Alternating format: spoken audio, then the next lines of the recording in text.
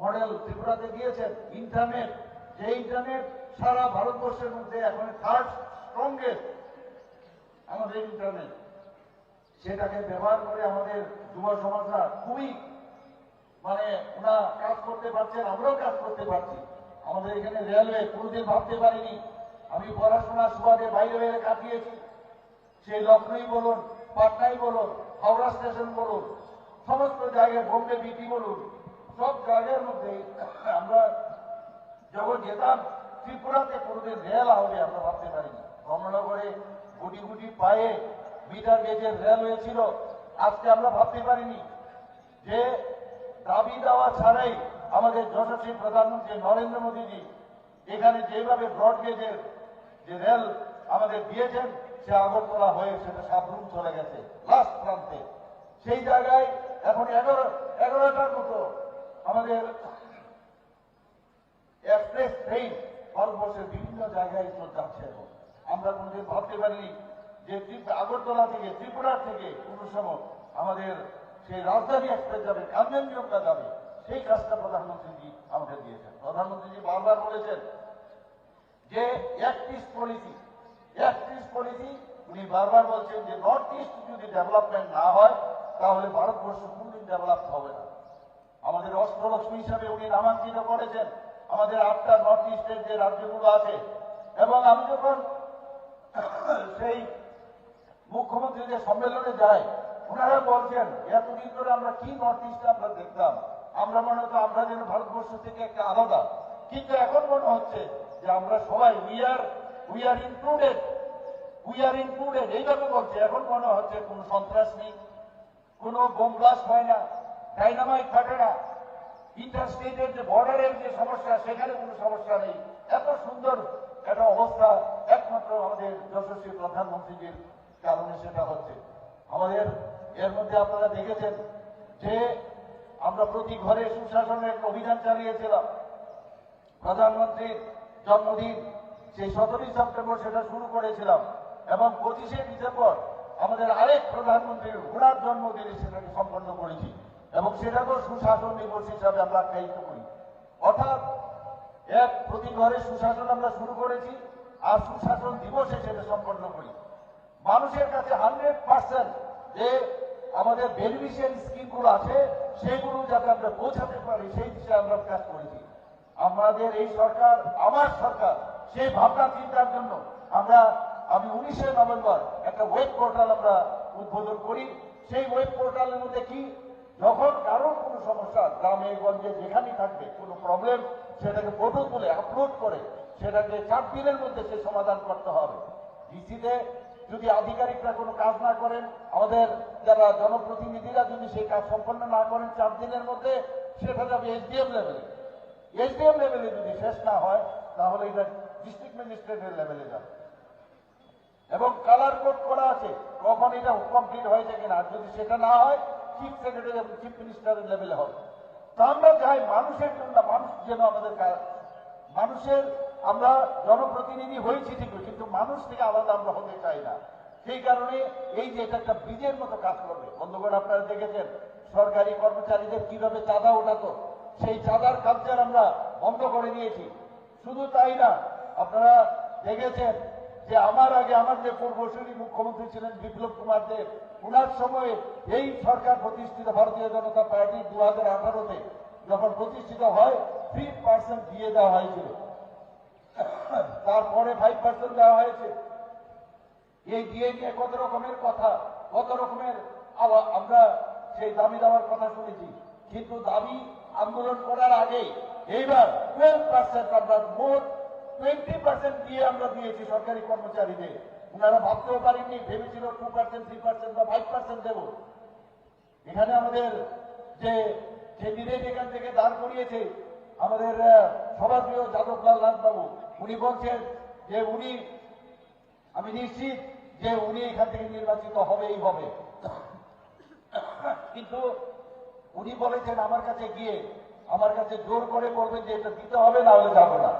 আমি বলছি প্রধানমন্ত্রীজির এখানে যাওয়ার আগে সব পেয়ে যায়, আমিও উনি যাওয়ার আগে আপনাদের জন্য সব করে দেবো, এটুকু আমি বলে দিতে পারি। বন্ধুগণ, আপনাদের কাছে একটা বিরাট একটা পরীক্ষা। এতদিন এই কেন্দ্রে বহুদিন ধরে সিপিএম এর সেই আমাদের এমএলএ আপনারা বানিয়েছেন। এবার আপনাদের কাছে সুযোগ রয়েছে। উনাকে আমি বেশি কিছু বলবো না, যার জন্য আপনারা বসে আছেন। আমাদের মাননীয় মুখ্যমন্ত্রী উত্তরপ্রদেশে, উনার বক্তব্য আপনারা শুনবেন।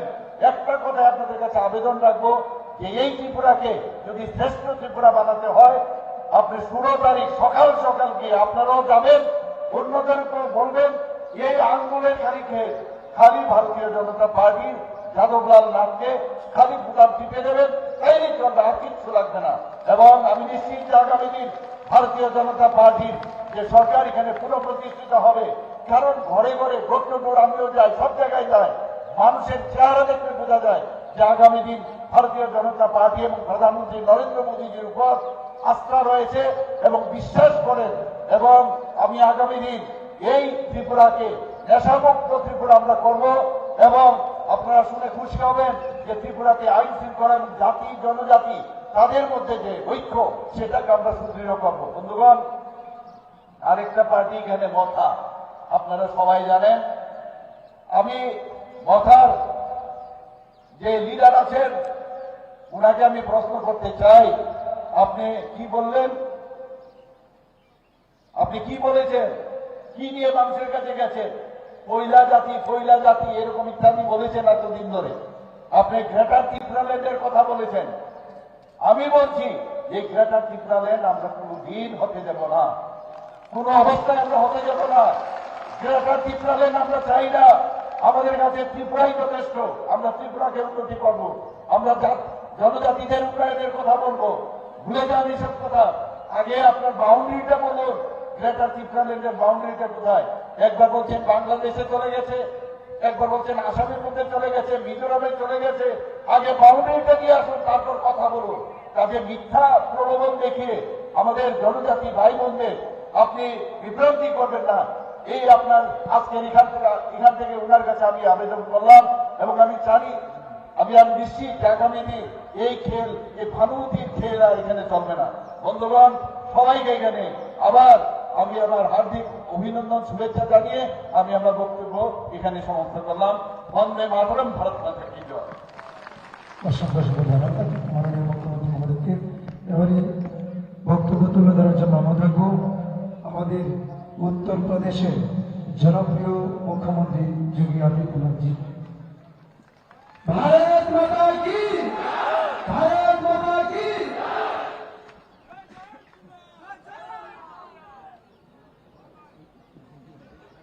সবাইকে নমস্কার। সবাই ভালো আছেন? ভারত মাতা কি, ভারত মাতা কি, ভারত মাতা কি। বন্দে বন্দে বন্দে। त्रिपुरा के लोकप्रिय मुख्यमंत्री डॉक्टर मानिक साहब जी, भारतीय जनता पार्टी के लोकप्रिय प्रत्याशी श्री जादवलाल देवनाथ जी, पश्चिमी बंगाल से माननीय विधायक श्री शांतनु प्रमाणिक जी, श्री सुदीप देव जी, श्री काजल दास जी, श्री वीरेंद्र दास जी, श्री पन्नालाल शर्मा जी, श्री विश्वजीत नाथ जी, और यहां पर भारी संख्या में उपस्थित इस विधानसभा सीट बागबासा से जुड़े हुए सभी उपस्थित भाइयों बहनों,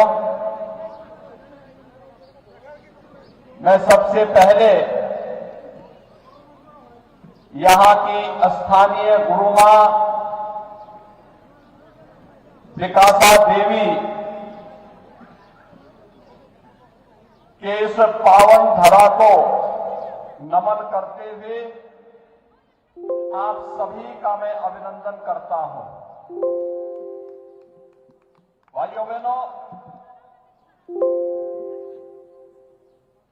पिछले 5 वर्ष के अंदर त्रिपुरा में डबल इंजन सरकार के कार्यों ने त्रिपुरा राज्य को एक अलग पहचान दिलाई है। पहली बार त्रिपुरा राज्य में डबल इंजन सरकार के कार्यों को यहां के गांव-गांव में,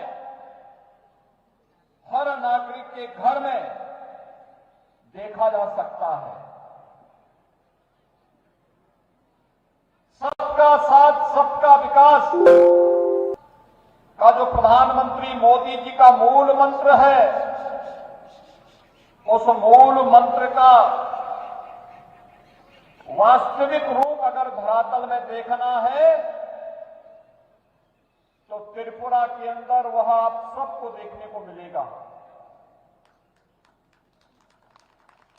प्रधानमंत्री आवास योजना में 3 लाख परिवारों को एक आवास मिल जाना,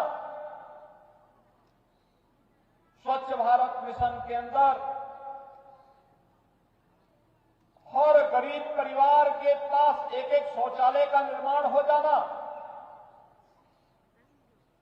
प्रधानमंत्री उज्ज्वला योजना के अंदर हर परिवार के पास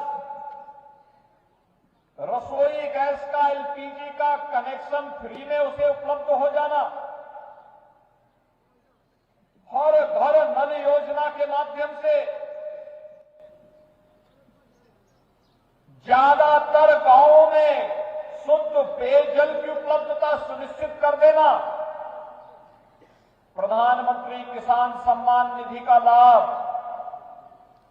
बिना भेदभाव के हर एक किसान को उपलब्ध करा देना, यह आयुष्मान भारत की योजना हो या फिर मनरेगा के अंदर मिलने वाला कार्य, आज वह बिना भेदभाव के त्रिपुरा के अंदर प्राप्त हो रहा है। और यही है सबका साथ, सबका विश्वास, सबका विकास, सबका विश्वास और सबका प्रयास। भाइयों बहनों, त्रिपुरा ने एक लंबे समय तक कम्युनिस्टों के कुशासन को देखा है, उनकी अराजकता को देखा है, उनकी गुंडागिर्दी को झेला है, उनके द्वारा त्रिपुरा के सामने जिस प्रकार का भीषण संकट खड़ा किया गया था, उसको त्रिपुरा के लोगों ने देखा है, झेला है। 5 वर्ष पहले तक ही कम्युनिस्टों का कुशासन त्रिपुरा के अंदर त्रिपुरा के नौजवानों को बेरोजगार बना रहा था, किसानों को बदहाल बना रहा था, माताओं और बहनों की सुरक्षा को खतरे में डाल रहा था। योजनाओं का लाभ किसी को नहीं मिल पाता था और सुरक्षा का वातावरण था। लेकिन पहली बार भारतीय जनता पार्टी की डबल इंजन की सरकार का लाभ जब त्रिपुरा को मिला, बिना भेदभाव के शासन की योजनाएं मिलनी प्रारंभ हुई। भाइयों बहनों, एक तरफ कम्युनिस्टों का कुशासन और इस चुनाव में तो कम्युनिस्ट और कांग्रेस दोनों मिलकर के चुनाव लड़ रहे हैं, यानी कुशासन को कई गुना मल्टीप्लाई करने के लिए दोनों मिलकर के फिर से अराजकता पैदा करना चाहते हैं। कांग्रेस जिसका अपना एक देश की आजादी के बाद देश को ठगने का इतिहास रहा है, जिसने विकास नहीं बल्कि जबकि देश के अंदर सुरक्षा का भीषण संकट खड़ा किया, वह आज कांग्रेस आप सबके सामने कम्युनिस्टों के साथ मिलकर के एक बार फिर से आपकी सुरक्षा में सेंध लगाने के लिए आई है। विकास की जिन योजनाओं का लाभ आपको मिल रहा है, इन योजनाओं से आपको वंचित करने के लिए आ रही है। और इसीलिए आज मैं आपसे कहने के लिए आया हूं कि भाइयों बहनों, हमें सतर्क होना होगा। हमारी सतर्कता का आधार यह होना होगा, कांग्रेस ने देश के अंदर 55 वर्षों तक शासन किया, लेकिन शासन की योजना का लाभ गांव, गरीब, किसान, नौजवान, महिलाएं, समाज के किसी भी तबके तक नहीं पहुंचने दिया। आज प्रधानमंत्री मोदी जी के नेतृत्व में जब बिना भेदभाव के शासन की योजनाएं प्रत्येक तबके को उपलब्ध हो रही है, तो कांग्रेस को बुरा लगता है, कांग्रेस को अच्छा नहीं लगता। देश की जनता को अच्छा लगता, लेकिन कांग्रेस को अच्छा नहीं लगता है। कांग्रेस आपकी आस्था के साथ खिलवाड़ करती है। याद करिए, जब अयोध्या में भगवान श्री राम के भव्य मंदिर निर्माण का आंदोलन चल रहा था, कांग्रेस उसके खिलाफ आंदोलन कर रही थी, कहती थी कि नहीं बनना चाहिए। आज तो अयोध्या में भगवान राम का भव्य मंदिर के निर्माण का कार्य अंतिम चरणों में बन रहा है।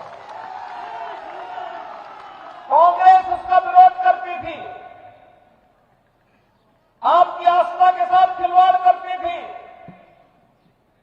कांग्रेस राम सेतु को तोड़ करके भगवान राम के अस्तित्व पर ही प्रश्न खड़ा कर रही थी, भगवान श्री कृष्ण के अस्तित्व पर ही प्रश्न खड़ा कर रही थी। और यूपीए के शासनकाल में आपने देखा होगा, घोटाले पे घोटाले, रोज एक नया घोटाला कांग्रेस का सामने आ जाता था, रोज एक नया घोटाला सामने आ जाता था। क्या अराजकता पैदा की थी कांग्रेस ने? क्या अराजकता पैदा की थी? कभी कोयला घोटाला, कभी 2G घोटाला, कभी कॉमनवेल्थ घोटाला। ये घोटाला कांग्रेस की पहचान बन चुकी थी।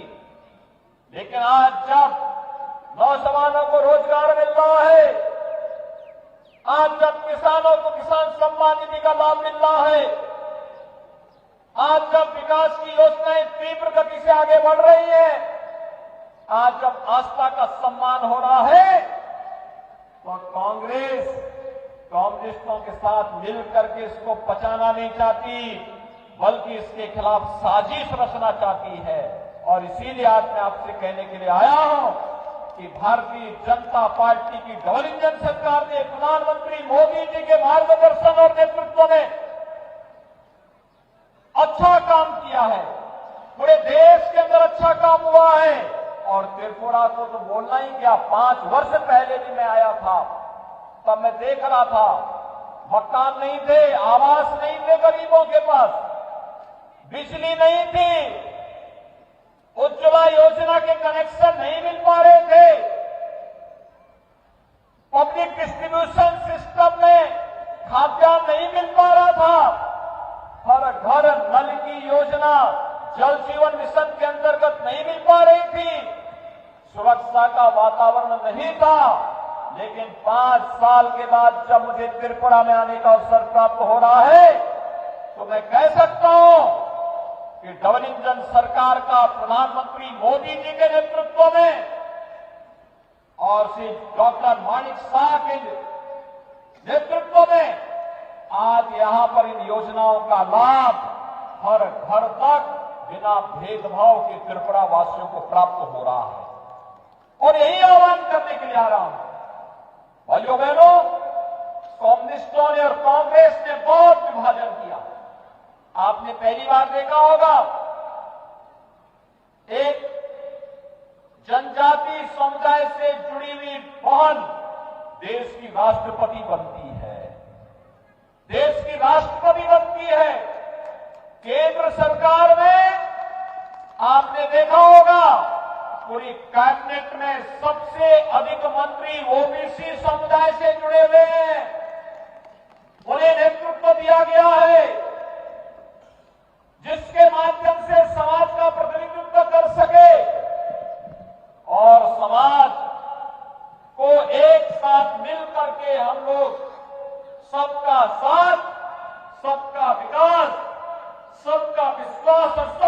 प्रत्याशी की भावनाओं को आगे बढ़ा सके।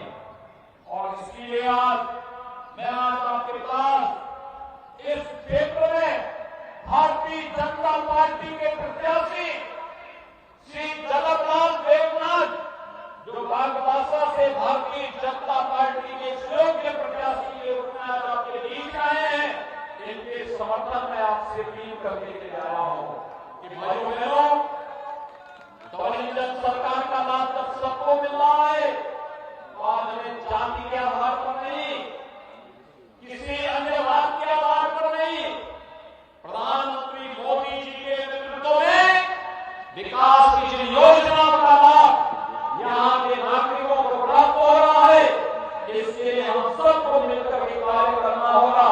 हम सब मिलकर के भारतीय जनता पार्टी के चुनाव चिन्ह के साथ जुड़ करके भारतीय जनता पार्टी के प्रत्याशी को जिताए, फिर से डबल इंजन की सरकार बनाए और डबल इंजन की सरकार आपको सुरक्षा मिलेगी, समृद्धि मिलेगी और विकास के पथ पर अग्रसर करेगी। ये अपील करते हुए आज मैं आपके बीच में आपसे अपील करने के लिए आया हूं। मुझे पूरा विश्वास है कि बागबासा से जुड़े हुए आप सभी उपस्थित मतदाता भाई और बहन भारतीय जनता पार्टी के उम्मीदवार श्री जगतलाल देवनाथ को भारी बहुमत से विजयी बनाएंगे। आप सभी सहमत हैं? श्री जगतलाल देवनाथ के लिए सहमत हैं सभी लोग?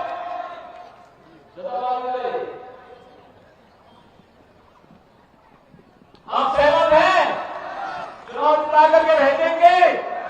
हर मतदाता 10-10 मतदाताओं को मतदान करने के लिए प्रेरित करेगा। अभी से संकल्प लेकर के मेरे साथ बोलेंगे, भारत माता की